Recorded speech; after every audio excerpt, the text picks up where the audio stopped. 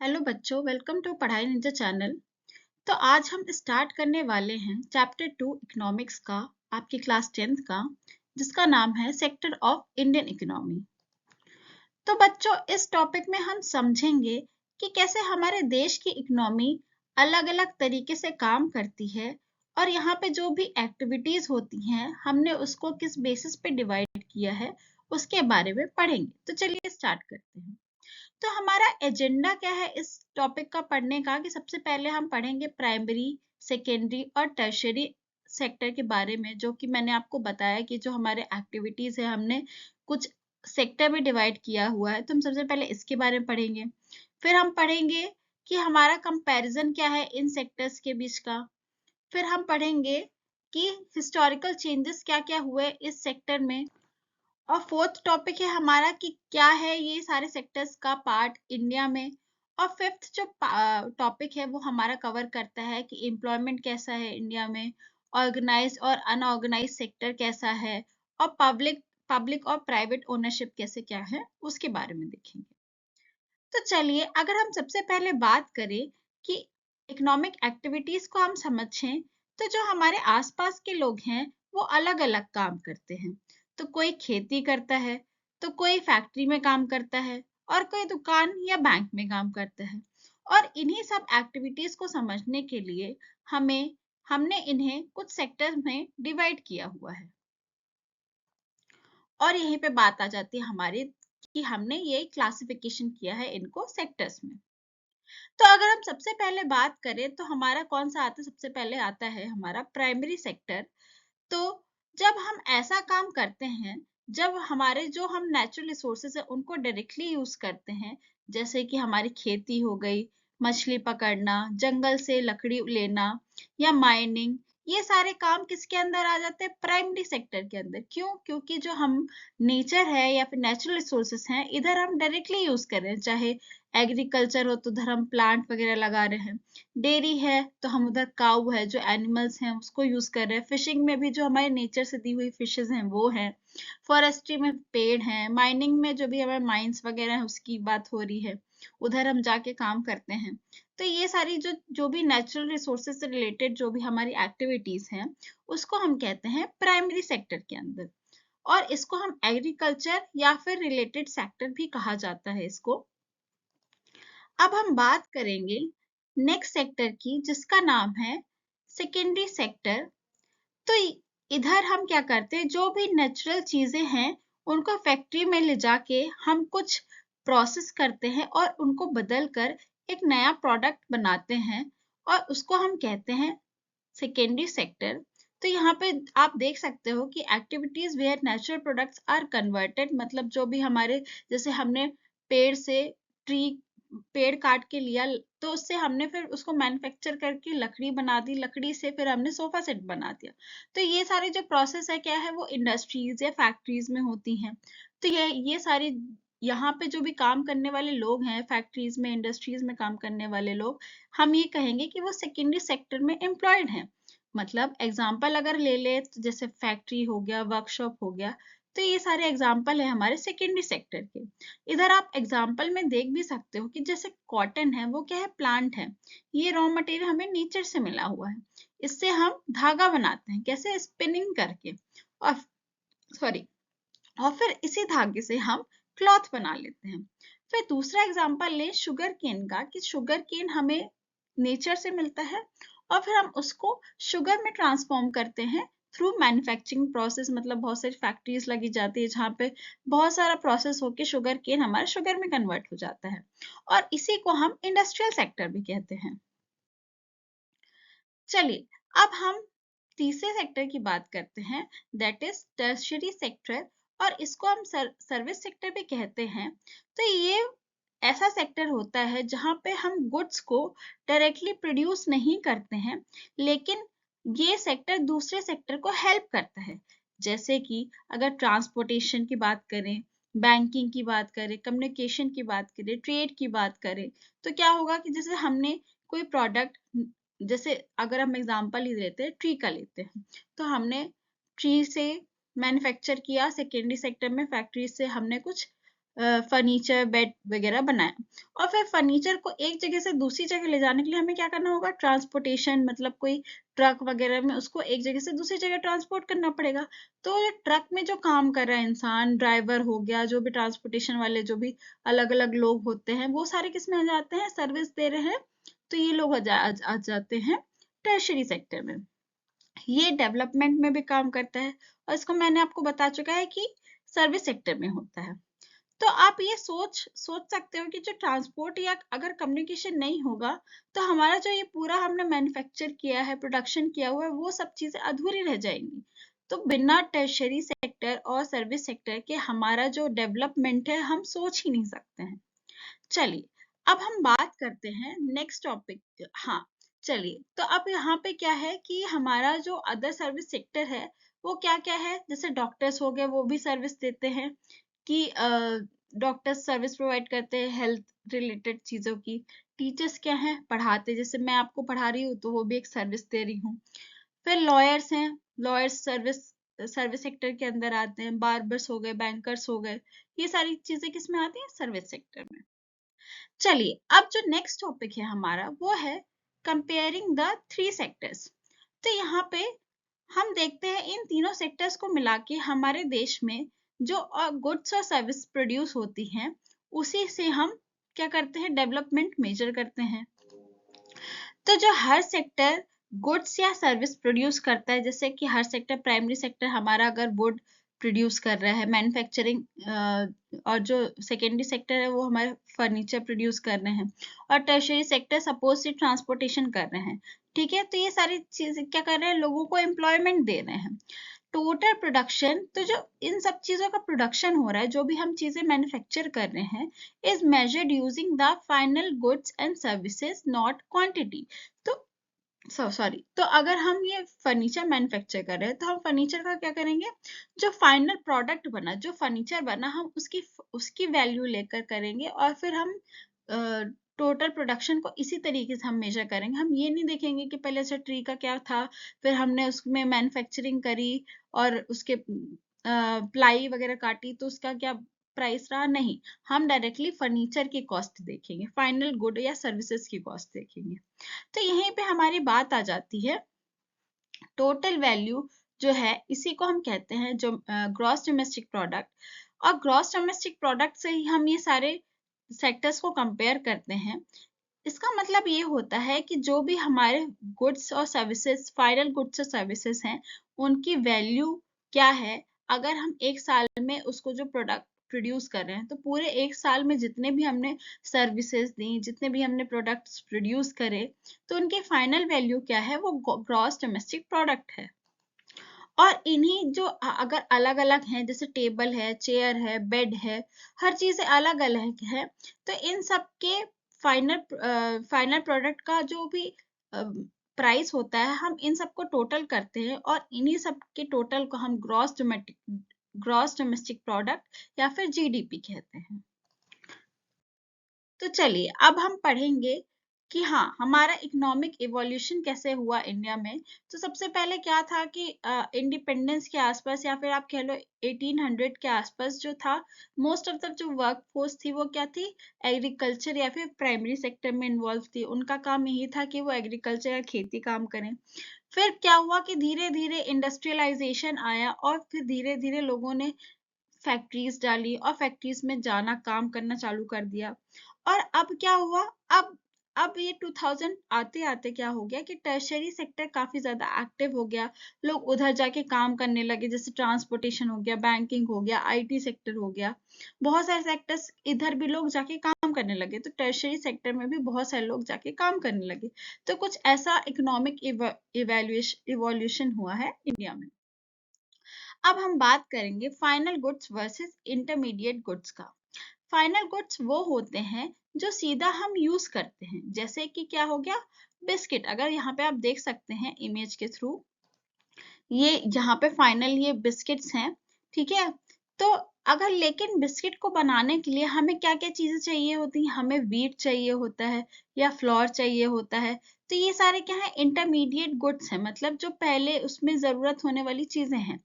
GDP अगर अगर हम निकालते हैं तो उसमें क्या करते हैं, हम जो सिर्फ फाइनल गुड्स हैं उनका वैल्यू रखते हैं, उनका काउंट करते हैं। नहीं तो क्या होगा कि अगर जैसे यहाँ पे हमने वीट का भी जीडीपी प्राइस ले लिया, और फिर फ्लोर फ्लोर बनाया उसका भी ले लिया, और फिर बिस्किट का भी ले लिया, तो क्या हो गया, हमने बिस्किट में तो वीट है ही, और फिर हमने इसका भी ले लिया, प्राइस ले लिया, तो क्या हो गया, बार बार वीट का प्राइस एक बार फाइनल बिस्किट में भी आ गया और पहले भी हो गया। तो इस कारण डबल काउंटिंग ना हो जाए, इसके कारण हम क्या करते हैं, सिर्फ हम बिस्किट में ही जो उसका फाइनल प्रोडक्ट है उसका ही सिर्फ प्राइस लेते हैं जीडीपी में।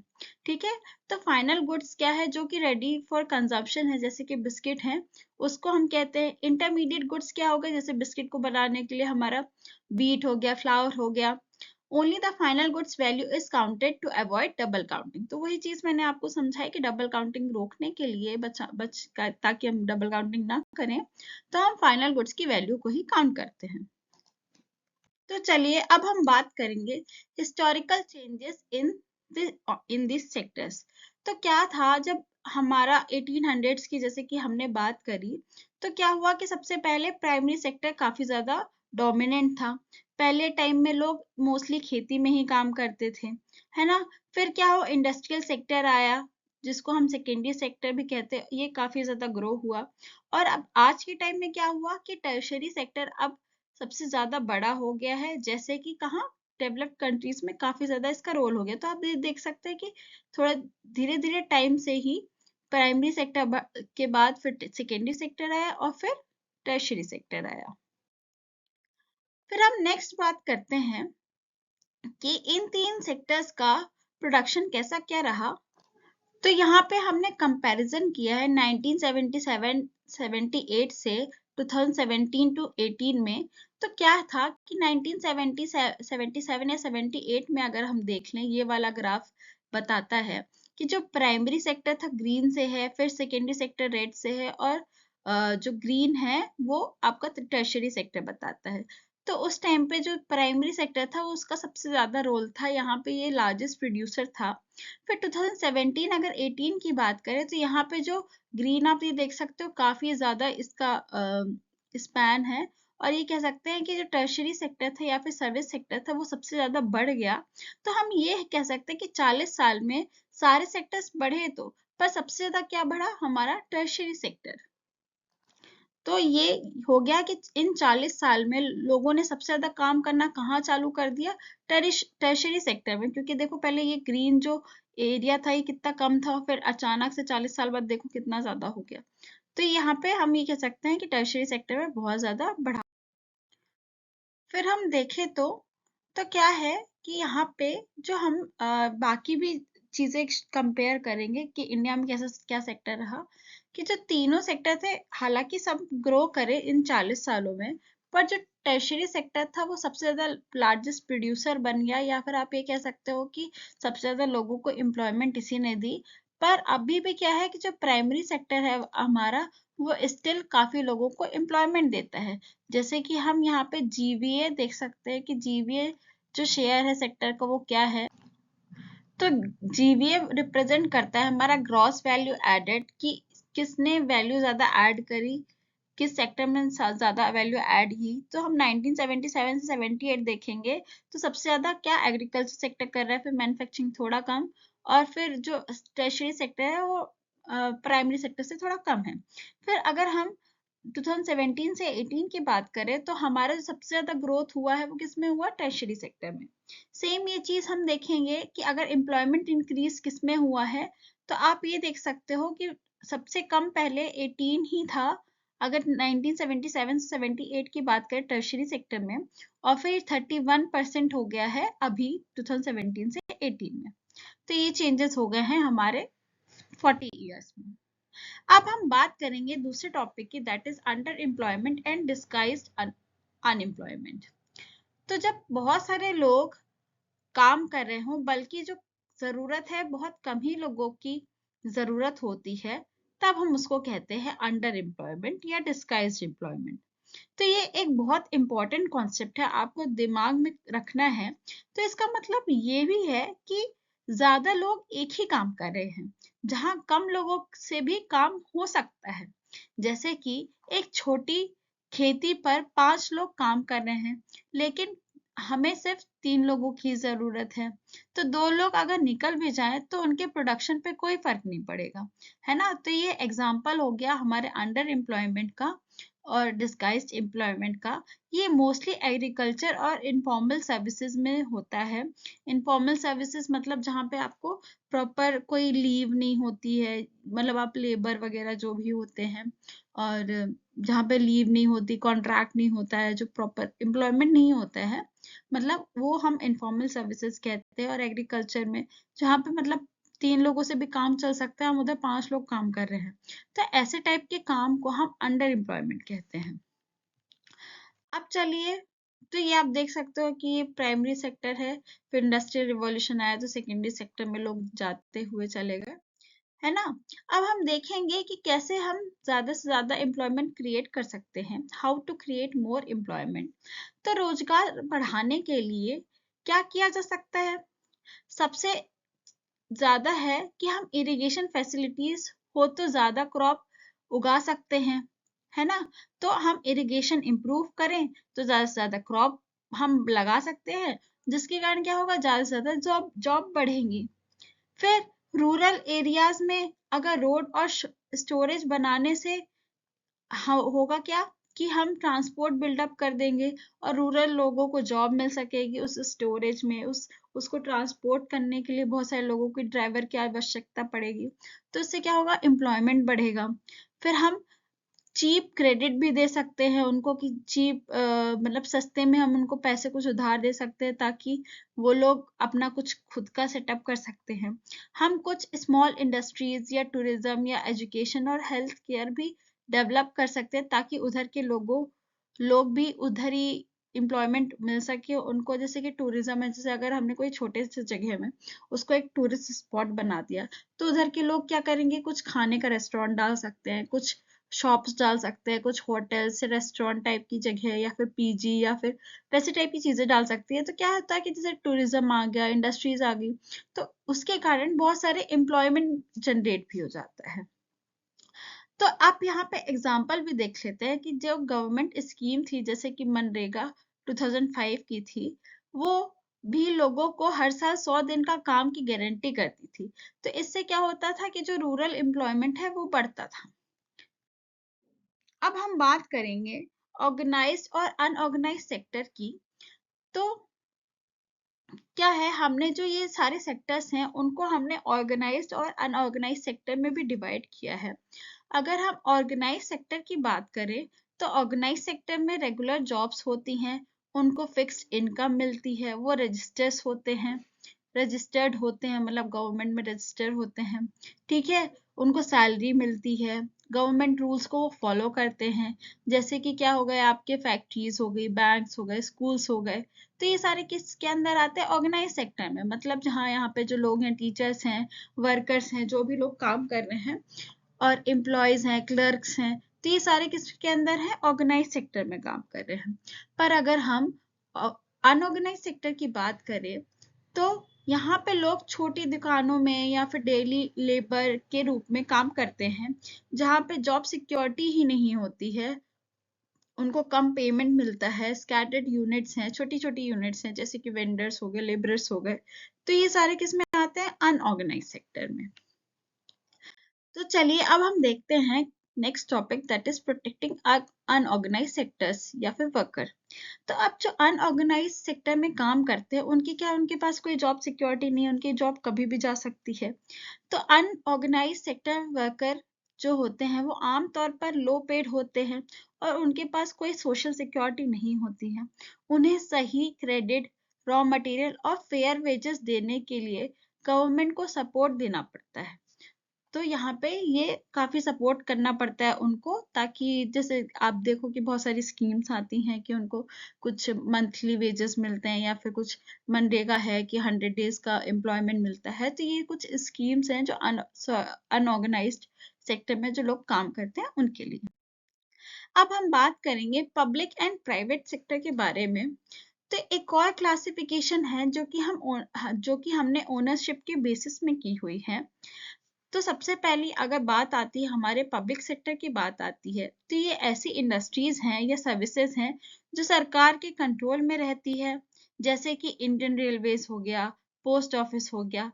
तो ये सारी जो सेक्टर है हम इसको क्या कहेंगे, पब्लिक सेक्टर हैं। और जो प्राइवेट लोग या कंपनीज चलाते हैं, जैसे कि टाटा हो गया, टिस्को हो गया, रिलायंस हो गया, वो क्या है, वो प्राइवेट सेक्टर के अंदर आ जाते हैं। तो ये डिफरेंस हो गया हमारा पब्लिक सेक्टर और प्राइवेट सेक्टर। जैसे कि एसबीआई बैंक है तो वो पब्लिक सेक्टर में आ गया, ठीक है। फिर जैसे रिलायंस है या फिर टाटा हमने देख ही लिया, और ये जो जितनी भी आईटी सेक्टर में आती हैं ये सारी प्राइवेट सेक्टर में आ जाती हैं। अब हम नेक्स्ट टॉपिक के बारे में बात करेंगे कि व्हाई गवर्नमेंट इज नीडेड। अब गवर्नमेंट की हमें क्यों जरूरत है? तो गवर्नमेंट का रोल इसलिए जरूरी है क्योंकि कुछ सर्विसेज जैसे कि स्कूल, हॉस्पिटल, रोड्स, इलेक्ट्रिसिटी सबको चाहिए है। ये प्रॉफिट के लिए नहीं होता बल्कि पब्लिक के वेलफेयर के लिए होती है। गवर्नमेंट स्कीम्स और सब्सिडीज से गरीब लोगों को मदद भी पहुंचती है और हमारा इक्विटेबल डेवलपमेंट भी होता है। इसलिए गवर्नमेंट होना बहुत जरूरी है। गवर्नमेंट इन सब चीजों को रेगुलेट करती है, इलेक्ट्रिसिटी प्रोवाइड करती है, सब्सिडी देती है। सब्सिडी मतलब कुछ छूट देती है लोगों को जिनके पास इन सब चीजों का एक्सेस नहीं है। आपने देखा होगा बहुत सारी जगह रेशन शॉप्स होती हैं जहाँ पे जो गरीब हैं, जो अफोर्ड नहीं कर सकते नॉर्मल हमारा जो बेसिक खाना है, उनको उन सस्ते दामों में मिलता है। तो इस कारण गवर्नमेंट का रोल बहुत ज्यादा इम्पोर्टेंट है। तो अगर हम अब इस पूरे चैप्टर की समरी पर जाएं, तो चलिए रिकैप करते हैं हम कि हमने हमने पूरी एक्टिविटीज को 3 सेक्टर्स में डिवाइड किया है, that is primary sector, secondary sector and tertiary sector. Employment का इशू है जैसे कि डिस्गाइज्ड और अनएम्प्लॉयमेंट है जो कि रूरल एरियाज में बहुत ज्यादा कॉमन होता है। काम के नेचर के हिसाब से हमारे पास हमने ऑर्गेनाइज सेक्टर और अनऑर्गेनाइज सेक्टर में, या फिर अगर ओनरशिप के हिसाब से हमने पब्लिक और प्राइवेट सेक्टर में हमने डिवाइड किया एक्टिविटीज को। और ये सब सेक्टर्स मिलकर हमारी इकोनॉमी को बैलेंस और स्ट्रॉन्ग बनाते हैं। तो बस स्टूडेंट्स आज के लिए इतना ही। यहाँ पे चैप्टर 2 हमारा खत्म होता है। अगर आपको वीडियो पसंद आया हो तो लाइक करें, शेयर करें और सब्सक्राइब करना ना भूलें। मिलते हैं नेक्स्ट चैप्टर में। थैंक यू, बाय बाय, जय हिंद।